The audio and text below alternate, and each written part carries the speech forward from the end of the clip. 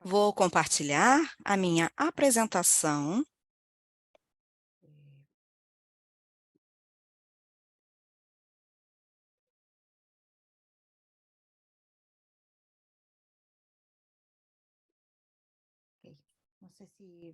Não sei se vocês estão conseguindo ver a minha apresentação. Si puede, perfecto. Ahora sí. Sim, estamos vendo perfeitamente. Ok, novamente, muito obrigada, doutor Benedito, pela oportunidade de estar hoje aqui compartilhando sobre esse tema de hoje. Em geral, eu vou falar sobre colaborações internacionais em câncer hereditário, os estudos, então, a nível global, se pode chamar assim, que nós estamos realizando, e eu agradeço novamente a apresentação. Atualmente, eu trabalho aqui no Hospital Universitário em Oslo, na Noruega. Entre os cânceres hereditários, eu vou focar hoje no câncer coloretal hereditário mais comum, dentre os tipos polipósicos e não polipósicos. Nós temos o síndrome de Lynch, que é o mais comum, com uma frequência aproximada de 1 a cada 350 casos. Nós sabemos que a síndrome de Lynch pode ser definida de todo indivíduo que tem uma predisposição a desenvolver não somente o câncer coloretal, mas também câncer extracolônico, como câncer de estômago, duto biliar, pâncreas, ginecológico, endométrico, ovários, entre outros que estão descritos. E também que tenha a presença da variante patogênica germinal e alguns no gene de reparação de DNA MLH1, MSH2, MSH6 ou PMS2. Essa é a definição, então, do síndrome de Lynch. Eu vou focar a minha apresentação na síndrome de Lynch e, como no ano passado eu apresentei sobre o banco de dados prospectiva do PLSD, eu só vou mencionar, eu não vou entrar em detalhes dos últimos estudos, para que a gente tenha tempo de conversar também sobre outras iniciativas a nível global, como é o caso, por exemplo, do INDICATE, que é o risco de câncer individual dependendo do HLA, do tipo HLA. Portanto, para resumir aqui nesse slide, para mencionar o que é a base prospectiva da síndrome de Lynch, PLSD nasceu em 2012 pelo chamado Grupo Maiorca, que hoje é o Grupo Europeu de Tumores Hereditários. Essa é uma iniciativa da Noruega, liderada pelo Mulher, como o Dr. Benedito mencionou, e ela nasceu justamente diante da necessidade dos estudos de dados prospectivos, muitos estudos de retrospectivos em literatura, e ainda nós temos, mas nem tanto quanto antes, temos algumas inconsistências na classificação de variantes como patogênicas, não patogênicas, as MUS, e assim também como a inconsistência de nomenclatura. Diante desse cenário, o grupo nasceu. O objetivo, então, do PLSD, desse banco de dados, é promover estimativas mais precisas com relação ao diagnóstico de câncer. Até agora, nós publicamos vários estudos, estamos com 20 publicações dentro desse banco de dados. Nesses slides aqui estão mencionados os principais estudos, onde há os riscos associados em câncer. O último estudo, que recentemente foi publicado, algumas semanas atrás, descreveu o risco associado a câncer para 8.500 portadores de variantes patogênicas em genes de reparação de DNA, que foram acompanhados por follow-up de mais de 71 mil anos.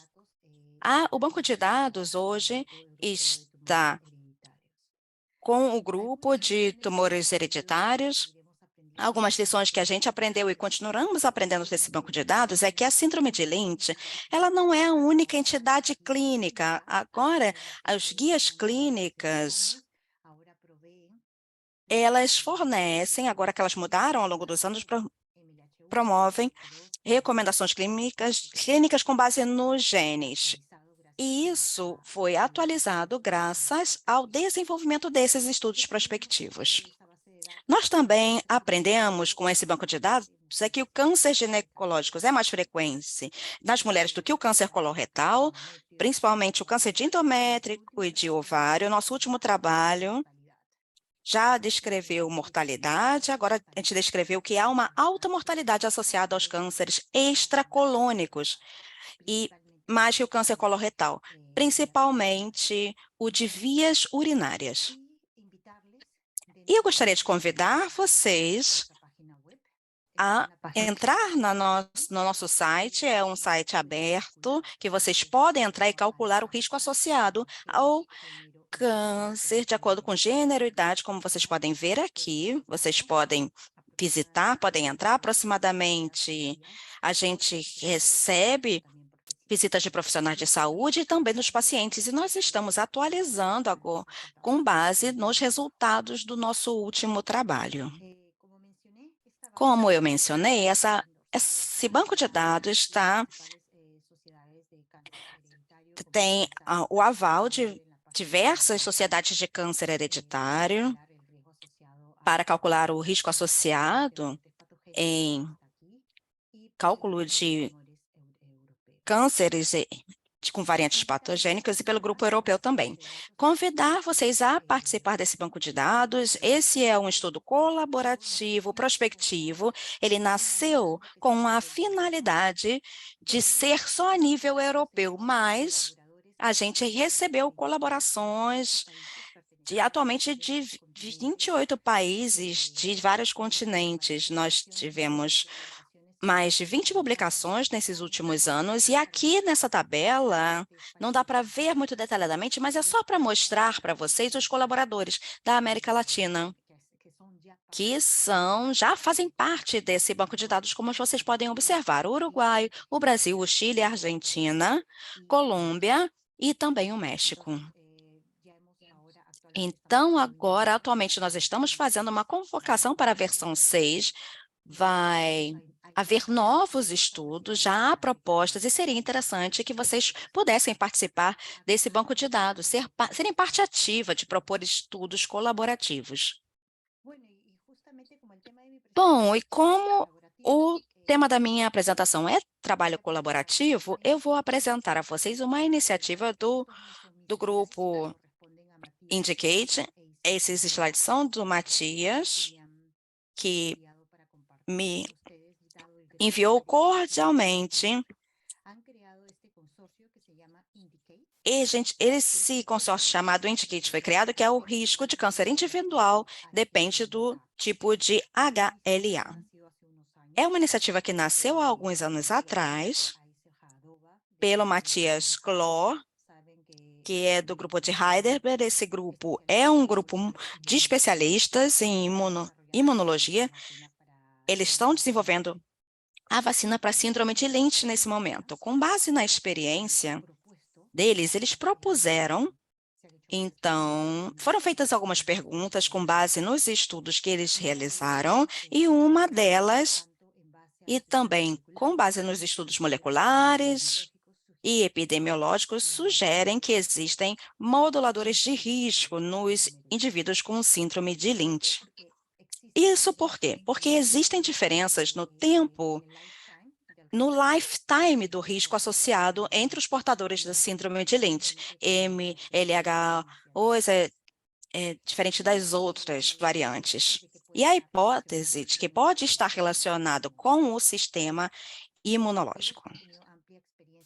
Eles tiveram ampla experiência em trabalhar com os tipos HLA. Aqui temos um exemplo que os antígenos tumorais são cortados em pequenos peptídeos durante a apresentação de antígenos, e eles, ainda que são pequenos peptídeos, eles são gerados, somente um deles se une ou se enlaça aos HLA de tipo 1. E essas uniões, elas são nocivas ao sistema imune. E cada paciente tem um específico tipo de HLA que é o responsável pela seleção deles, que esse sistema imune pode reconhecer. Com base a isso, nós temos a hipótese de que eles estão trabalhando com essa hipótese há 2 anos, mais ou menos, é que o genótipo de HLA modula o risco de desenvolvimento do tumor em pacientes com síndrome de Lynch. Portanto, com base nessa hipótese, eles estão convidando, esse é um consórcio, porque eles querem avaliar, eles querem validar essas hipóteses. E, portanto, eles criaram esse consórcio, que é um networking, para conseguirem estabelecer as mudanças dependendo do nível de HLA e como varia o risco para a síndrome de Lynch nesse caso. A proposta desses trabalhos, do trabalho deles, é justamente a nível epidemiológico e a nível de biologia molecular, é fazer a genotipagem e conseguir associar, então, o risco com o HLA. Eu gostaria de compartilhar com vocês mais detalhes sobre esse estudo, entrar em contato com o Matias Clor.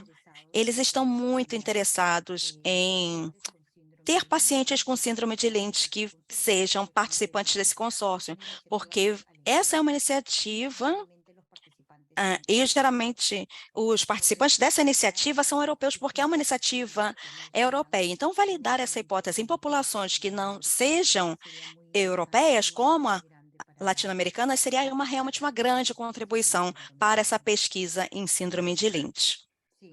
Mev, esse estúdio precisa de envio de material biológico para lá ou é feito o estudo no local de origem do paciente? Essa é uma pergunta muito boa. O que se precisa é, em primeiro lugar, que seja um indivíduo com síndrome de Lynch, ou seja, que tenha uma variante patogênica de um dos genes de reparação de DNA, e o segundo é fazer a genotipagem de HLA.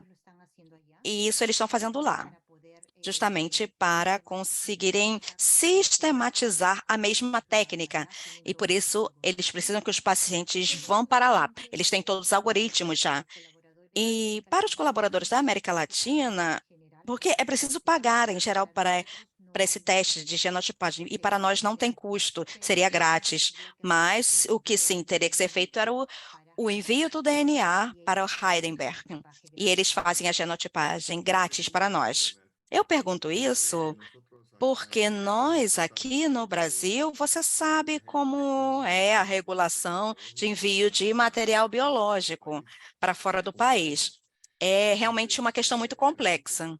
Eu pergunto isso, então, porque é preciso ter uma aprovação do Conselho Federal de Ética e Pesquisa, e isso a gente precisa de pelo menos 4 a 6 meses para essa aprovação sair. Por isso eu pergunto, seria muito interessante, realmente, eh, quem tiver interesse de participar, entrar em contato com o Matias Kloren em Heidelberg para saber os passos para o envio do material biológico. Mev, muito obrigada. Muito obrigado. Doutor Benedito, sim, pode entrar em contato e visitar também o site. Esse é um grupo realmente muito forte, com muita experiência. Eu acho que nós aqui na Noruega estamos enviando a partir de junho, julho. Eu acho que não tem um prazo para isso. Todos são bem-vindos. Eles estão acumulando dados epidemiológicos e também, logicamente, dados clínicos de que precisam. E, logicamente, fazendo parte desse consórcio, automaticamente fazem parte das publicações e dos futuros desenhos de trabalho de pesquisa do grupo. Bom, essa segunda parte da minha apresentação vai ser focada. Eu quero dar só um exemplo de 2 iniciativas europeias, do PLSD, do Indicate, e agora eu quero falar dos estudos que nós estamos realizando como grupo latino-americano, graças ao apoio, estímulo e à motivação do Dr. Benedito. Foram sendo realizados esses estudos nos últimos anos. Eu não sei, Dr. Benedito, se você reconhece essa foto aqui. Isso faz tempo. Foi em 1900, na verdade, 2006. 2006. Eu coloco ela aqui porque sempre eu apresento, quando eu falo de estudos América do Sul, eu sempre coloco esse slide aqui, talvez sejam pessoas que estão nos assistindo que já viram esse slide anteriormente, mas é só para mostrar que existe uma história que começou desde 2006 com esse trabalho, que foi o meu trabalho de doutorado, e através dele eu conheci o Dr. Benedito, que foi o primeiro estudo da América do Sul para caracterizar as variantes patogênicas do MLH1 e MSH2. Então, foi uma pesquisa de doutorado para fazer esse tipo de investigação. Isso nasceu com uma colaboração com o Brasil, Uruguai e Argentina, por isso na foto estão aqui os líderes da América Latina, da América do Sul, para isso o Dr. Carlos Aroca, Dr. Benedito, o Dr. Aroca da Argentina, Dr. Francisco Lopes do Chile e o Dr. Carlos Vaccaro da Argentina. Graças aos fundos da FAPESP, foi possível realizar esse estudo colaborativo no ano com publicação em 2009, onde se identificou uma grande porcentagem, 35% de variantes novas nos genes de MLH1 e MSH2. Foi o meu primeiro estudo da América do Sul em reportar variantes patogênicas. Outro estudo, nós tivemos vários estudos aí no meio, mas eu só vou mencionar os estudos maiores, nesse caso. Foi em 2018 que nós realizamos essa revisão com dados originais, na qual, pela primeira vez, a gente conseguiu caracterizar os indivíduos com síndrome de Lynch da América Latina, já que não somente eram os participantes Uruguai, Argentina e Chile nesse trabalho nós incluímos Peru, México, Costa Rica, Colômbia, e nesse trabalho a gente reuniu 560 indivíduos aproximadamente com síndrome de Lynch, e a gente caracterizou o espectro da frequência de variantes patogênicas nos 4 genes de reparo de DNA. O que apareceu de forma interessante aqui é que o Brasil tinha uma alta frequência em comparação com outros países de MSH6, e de acordo com os estudos epidemiológicos prospectivos, nós sabemos que variantes patogênicas no MSH6 têm muita associação com câncer ginecológico. Uma informação interessante para ver aqui e levar em consideração. Todo esse trabalho que a gente vem realizando desde 2009 permitiram que o Insight pudesse proporcionar um TAP, ou seja, aqui no site do Insight, que é a Sociedade Internacional de Tumores Gastrointestinais, sobre as variantes da América Latina. Graças a esses trabalhos que a gente vem reportando sobre essas variantes no gene de reparação de DNA na América Latina, o Guido Plotz, da Universidade de Frankfurt, na Alemanha, se interessou por essas variantes que não tinham sido reportadas em outras populações, principalmente variantes de significados incertos que estavam no gene MLH1. Em 2013, foi iniciada uma colaboração. O Plotz foi quem liderou esse trabalho, foi realizada, então, uma análise de evolutivo a nível bioquímico também, para permitir que essas variantes, que antes estavam classificadas por clivar, ou não estavam descritas anteriormente, ou eram classificadas como variantes incertas. Graças à contribuição desses análises e evidências nesse estudo, então, a gente conseguiu dar a classificação dessas variantes como estão descritas aqui. Uma colaboração muito interessante. Já no ano de 2019, o panorama é diferente em comparação com os anos anteriores, graças à evolução do sequenciamento, a presença massiva dos painéis genéticos, a redução de preços. A gente consegue já ver nesse mapa, que é da América do Sul, as estrelinhas verdes são os países que atualmente fazem estudos genéticos para câncer hereditário. E o interessante desse estudo foi uma pesquisa que nós realizamos em todos os países da América Latina, perguntando se eles faziam teste genético para câncer hereditário. A diferença desse estudo para os anteriores é que a análise genética, os testes genéticos em amarelo, que vocês podem ver aqui nas bolinhas amarelas, é que os testes genéticos já não eram concentrados tanto nas capitais como era antes. como, por exemplo, aqui no Brasil, na Colômbia, na Argentina, já não era tanto. Mas também demonstra aqui nesse trabalho que ainda existem países em que os testes genéticos não estão implementados, como aqui nas bolinhas marrom, Bolívia, Paraguai e Equador. Existe ainda uma inconsistência a nível de sistema de saúde pelas diferenças de infraestrutura. E no ano de 2020, já seguindo justamente que a tecnologia de sequenciação já nos dá muita informação, muitas variantes do tipo VUS classe 3, tipo 3, que são muito difíceis de interpretar clinicamente, como dar informação aos pacientes. Então, graças a essa colaboração, nós conseguimos entender, eu lembro, eu acho que era o grupo de Chile ou da Argentina, que tinha essas duas variantes, MLH1, três variantes no gene MLH1.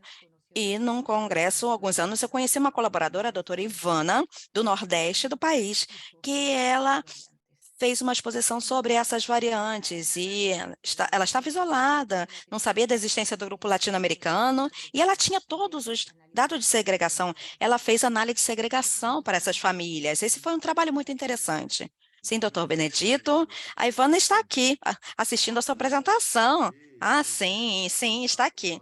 Ivana, Water, Karen, eu. O Vacaro, não sei se está aqui, não, acho que ele não está. Mas pelo menos 4 ou 5 coautores aí desse artigo estão vendo a apresentação. Excelente, excelente. Justamente por isso, ah, o tema desse seminário é a colaboração.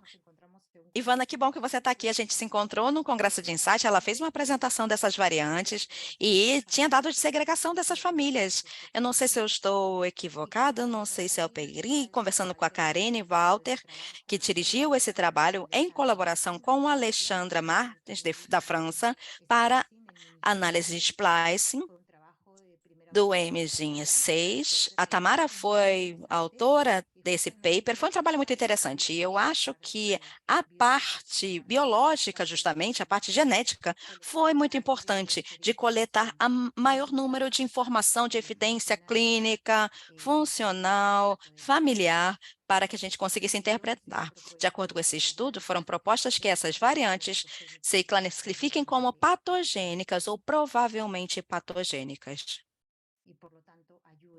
Portanto, isso ajuda no manejo clínico e no aconselhamento genético dessas famílias. Esse é o trabalho que já está em processo de preparação, levou mais tempo do que o esperado, e aqui os que estão presentes já sabem desse trabalho de coleta de dados alguns anos atrás, mas chegou a pandemia e ficou um stand-by, mas nós estamos trabalhando. O doutor Benedito, primeiro autor, junto com o Antônio Campos, que é um estudante que fez um mestrado no AC Camargo no Brasil. Ele foi aceito no congresso na Lancet, para a publicação da Lancet, é a caracterização das estratégias para fazer screening em indivíduos com síndrome de Lynch. Nós temos uma base muito interessante de dados. A gente conseguiu coletar informação de mais de 1.600 indivíduos com um alto risco de câncer coloretal de 8 países, da Argentina, Brasil, Chile, Colômbia, Equador, México, Peru, Porto Rico e Uruguai. A gente queria saber, então, qual era a estratégia mais comum que eles utilizam para identificar pacientes com síndrome de Lynch e comparando o Universal Screening com o teste tradicional, que inclui os critérios tradicionais, o mais frequente era o Universal Screening, com 73%. Utilizando essa metodologia, a gente conseguiu identificar 53,3% de síndrome de Lynch e, utilizando o tradicional teste, 47,8%. Não é uma diferença muito grande, mas agora a gente está fazendo análises de custo-benefício para o Universal Screening. Eu acho que esse estudo vai conseguir dar evidências para o design de programa de screening na América Latina, e aqui os últimos trabalhos sugerem que seja feito um Universal Screening para todos os pacientes com câncer coloretal. Eu logo espero que a gente termine e me envie para a publicação. Parabéns, parabéns por esse paper. Eu tenho que falar aqui que o mérito é todo seu. Isso é porque você faz toda a parte principal do paper, então parabéns. É um paper de muito trabalho, de muita coisa para fazer. Então, eu acho que é uma colaboração que é muito importante em câncer hereditário. E dentro dessa perspectiva de câncer coloretal, eu gostaria de escutar o Pablo agora. Pablo, você quer falar alguma coisa? Felicitações pelo artigo, pelo Sim, paper. parabéns pelo paper. Interessante, né? Você vê, isso aconteceu com vários outros critérios, né?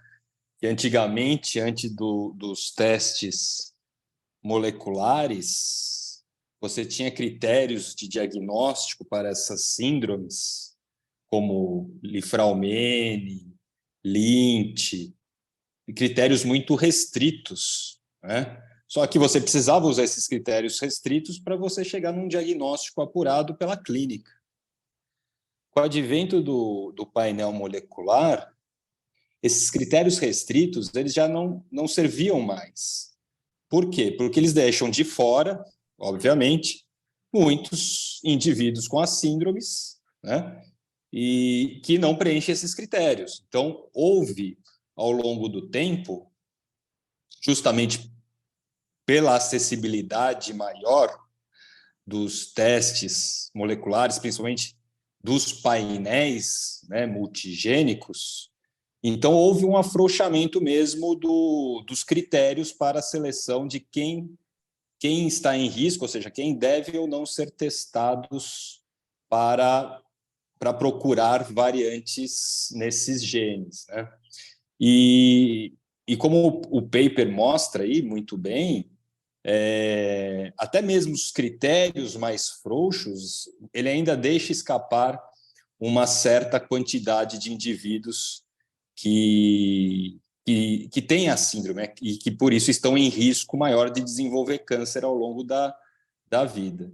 E, sem dúvida, esse é um caminho sem volta, na qual esses painéis e esses testes moleculares eles vão se tornar universais, né? E isso mostra que muitas pessoas serão detectadas para esses genes, e isso vai nos levar a uma problemática, mas uma problemática boa. É porque irá se precisar de mais serviços de aconselhamento genético, né? Mais serviços de medicina genômica em todos os locais, né? Em todos os países, porque você vai começar a identificar números maiores de pessoas e de familiares com essas síndromes. Tá? Então, esse trabalho só vem a mostrar isso. Como você mostrou, Mev, a prevalência de variantes patogênicas, né, nesses 4 genes do Lynch, né, quer dizer, você tem aí um número muito alto, né, a prevalência de indivíduos com síndrome de Lynch na população é muito elevada, né, 1 para 300 pessoas, assim como o BRCA1, BRCA2 também, você tem uma prevalência parecida, né, 1 para cada 1 para 200, 1 para 300, dependendo da população que é estudada, né? Então, quer dizer, veja, você juntando essas 2 síndromes, que são as principais síndromes, né, na oncogenética, que é o câncer de mama, ovário hereditário e a síndrome de Lynch, você tem uma população muito grande, né, de pessoas que têm a síndrome e nem sabem que têm a síndrome porque não são testadas, né? E então esse trabalho só vem a corroborar, né, a mostrar e dar mais ênfase a essa grande questão que a gente vai enfrentar, né, estamos enfrentando e que nós iremos enfrentar, que é justamente o reconhecimento, né, esses testes universais, esse reconhecimento dessas pessoas que estão em risco na nossa população e oferecer depois os testes de rastreamento para esses indivíduos. Quer dizer, então, a gente está aí, né, num processo, num grande desafio, né, perante esses pacientes que estão em risco. Muito, muito interessante o artigo, parabéns. Obrigado, Pablo. Vamos seguir, Nelly? Você quer comentar alguma coisa? Fica à vontade. Não, muito obrigada, Pablo, totalmente. Muito obrigada, Pablo. Eu estou totalmente de acordo com ele. E, bom, continuando, eu vou terminar terceira parte da... Bom, essa era a terceira parte da minha apresentação. Eu vou terminar sobre as iniciativas ou colaborações entre a América Latina e a América do Norte, principalmente, como o Dr. Benedito comentou, com o Grupo Colaborativo das Américas, CGA.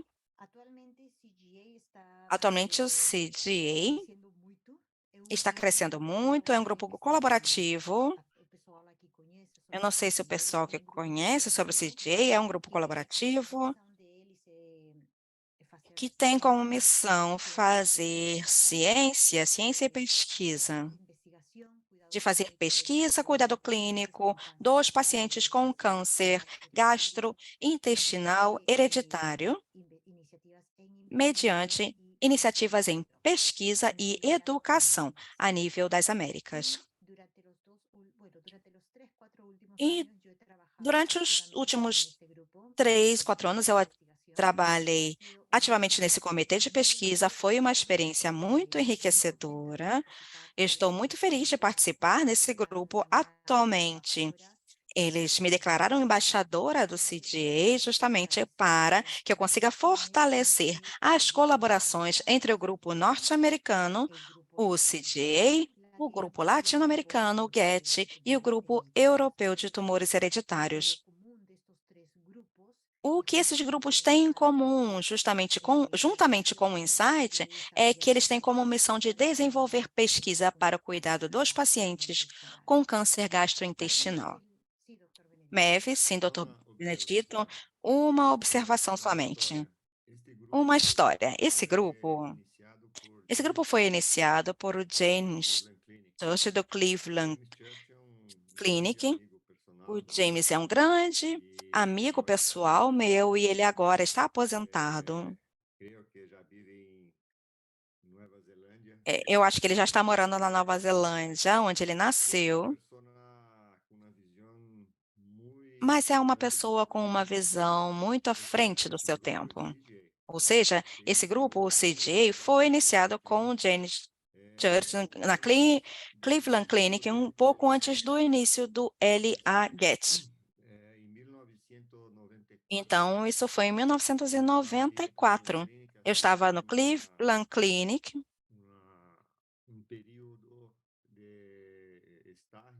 Eu estava fazendo lá um período de estágio em 1994 lá. Foi quando eu conheci o James.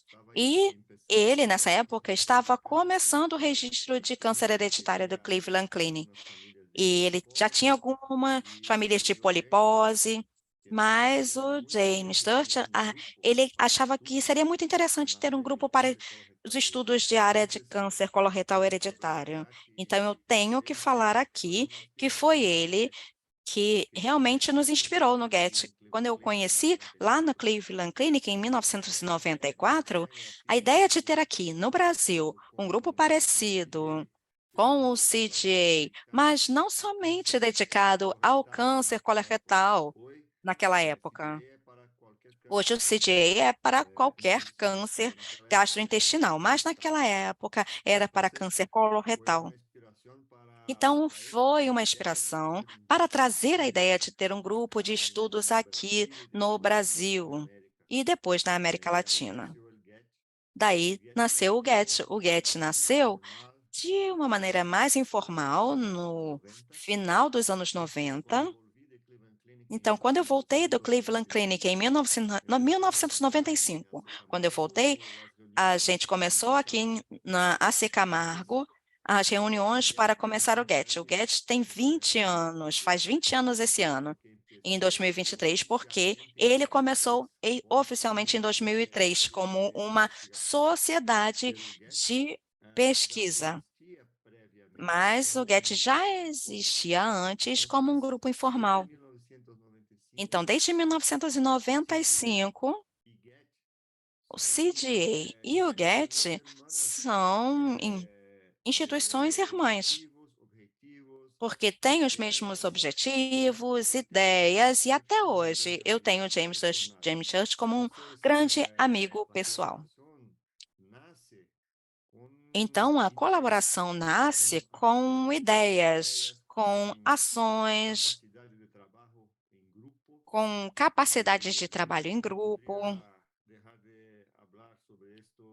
E eu não poderia deixar de falar sobre isso, sobre falar do CDA, porque agora tem uma visão muito aberta, Wide Vision, e isso acontece hoje por causa de uma visão de 30 anos atrás do James Church. Outra questão é que o Francisco Lopes foi participante do conselho do CDA por muitos anos, e eu também já fui do conselho do CDA por 6 anos. Eu já saí há quase 10 anos e hoje é um prazer ter a Maeve como embaixadora do grupo. Para nós, isso é uma coisa muito importante, muito interessante na história do LHGET e do CDA. Então, muito obrigado por participar e continuar esse trabalho tão importante que começou 30 anos atrás com James Church. Obrigada, Dr. Benedito, por compartilhar a história. Sempre é bom saber as motivações que a gente tem para criar esses grupos, como você fez com o LHGET. Então, eu queria compartilhar, como eu mencionei, eu estava no comitê de investigação e dentro desse comitê estão sendo realizados trabalhos de pesquisa. Esse foi um que foi publicado no ano passado, uma iniciativa do comitê de pesquisa da Rachel sobre os padrões da teste germinal e somática depois de realizar um screening de tumoral universal. Foi uma pesquisa que foi feita primeiramente para todos os grupos do CDA, foi muito interessante, e com base nisso, com base na participação nisso, eu disse, por que não fazer um segundo trabalho, que é o que atualmente está em revisão? Por que não convidar outros grupos e fazer não só esse trabalho a nível de CDA? E esse trabalho, como o Dr. Benedito está lembrando, foi uma pesquisa. Nós fizemos uma pesquisa há 2 anos atrás sobre imunoprevenção com pacientes com Lynch e com pacientes com